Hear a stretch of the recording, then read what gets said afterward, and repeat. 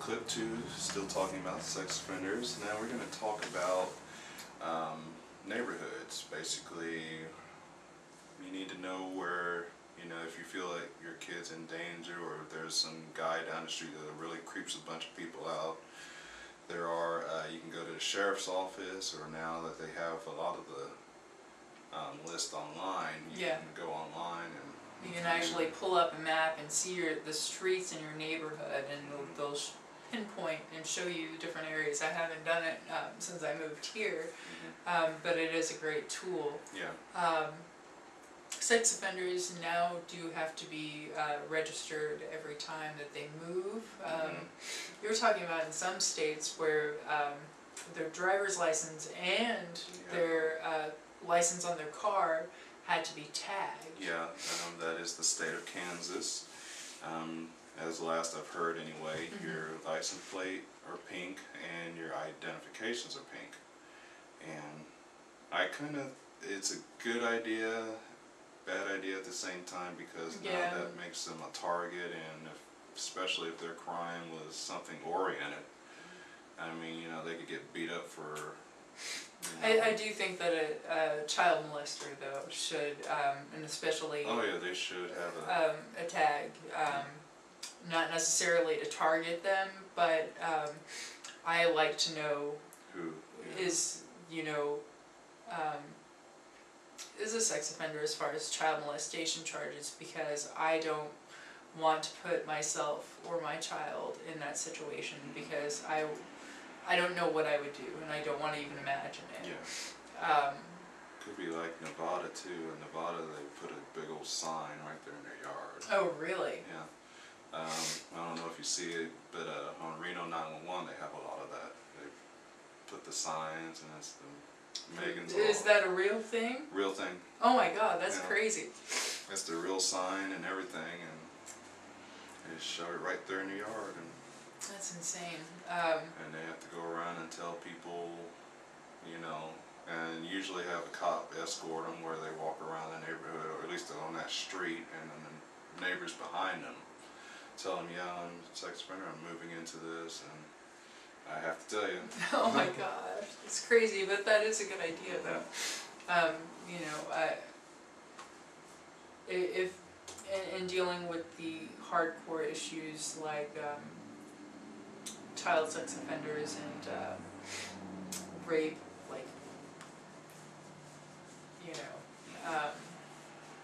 and one thing we wanted to also cover was Dateline and perverted justice. Dateline to catch a predator and perverted justice. I really bounce back and forth on that issue, because I feel that it was a great duty to society what they did, but at the same time setting somebody up is kind of terrible. So it's like the whole catch-22 there. But you were telling me on one episode that they actually caught a serial killer, which was a good thing. Some guy pulls up and it's supposed to be just for minor sex, and minor sex found, the cops found, the knife in the car, alcohol, rope, bags. They could have, it was a good thing that they pulled the person off, but at the same time, I don't particularly like how they did it, because you're not technically talking to a minor, and you're not if it's perverted justice on there, you would think, like on recorded conversations, when you can record, before I can record you, I have to have your permission to even do any of this. Right. You would think, on their end, they got to have your permission to be recorded, to do anything, or else there would be no show, or, they have to at least let you know what's going on, and Chris Hansen, God bless him, whatever, but, he comes out and he's like, I'm Chris Hansen from Dateline NBC, and it's like, okay, and now what? Normally, if let's say I got duped into that, I would be like, no, I don't want this aired. Well, Yeah. there's a show down the toilet, you know, wasting hundreds of thousands of dollars for nothing, but you know. Yeah, but there's a lot of people that are stupid out there too. Yeah. Um, But you know, the perverted justice, I really don't like you if you're watching this. Well, there's another side to that coin though, because we were talking about, you know, things that parents can do Yeah. to protect their children. Parental controls and keyloggers to see what your kids are up to. And I understand what Dateline, To Catch a Predator, and Perverted Justice, you know, are trying to do is catch these people so that way they aren't harming children's, other parents' kids. But at the same time, we need, as parents, need to take an active role into what our children what they're doing online.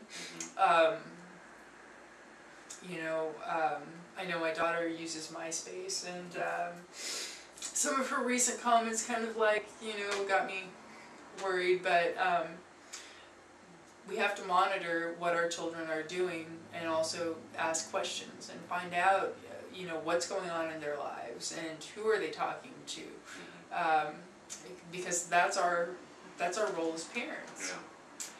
Yeah. Make sure you know who you're talking to. You know, certain comments come up, just kind of ask a couple questions without, you know, getting into an argument.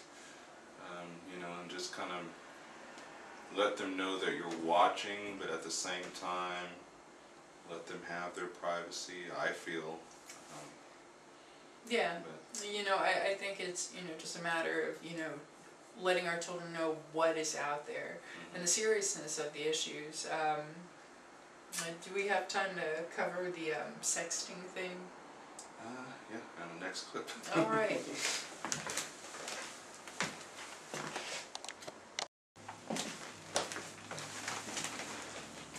Okay, here we are with clip 2, still talking about sex offenders. Now we're going to talk about neighborhoods. Basically, you need to know where, you know, if you feel like your kid's in danger, or if there's some guy down the street that really creeps a bunch of people out.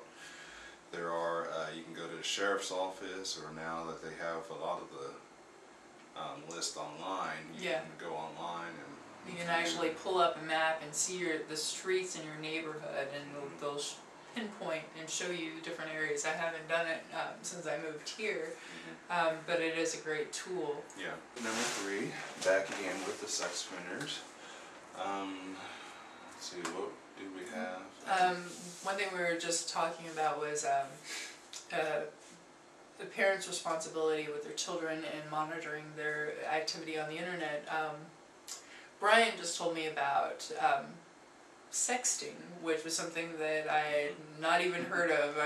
This is how much I'm out of the loop. But do you want to talk about what sexting is and some of the issues that have came about as a result? Yeah. Okay, well, I'm a member of yearbook.com. I have a profile there.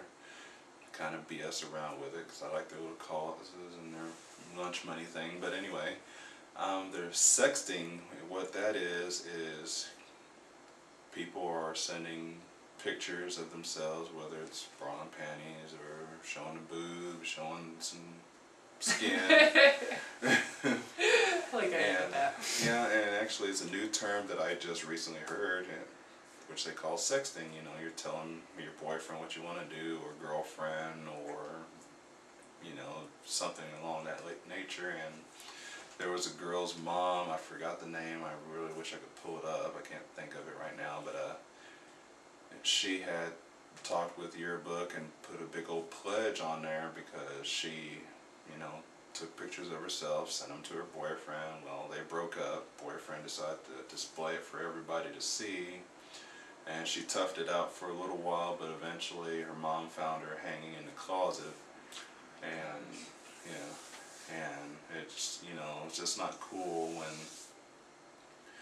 you know, when people have to sit up there and label somebody as a whore and a slut when they don't really do anything. Right. Most people, well, most people take pictures and give it to their boyfriend, girlfriend, whatever, at, you know, any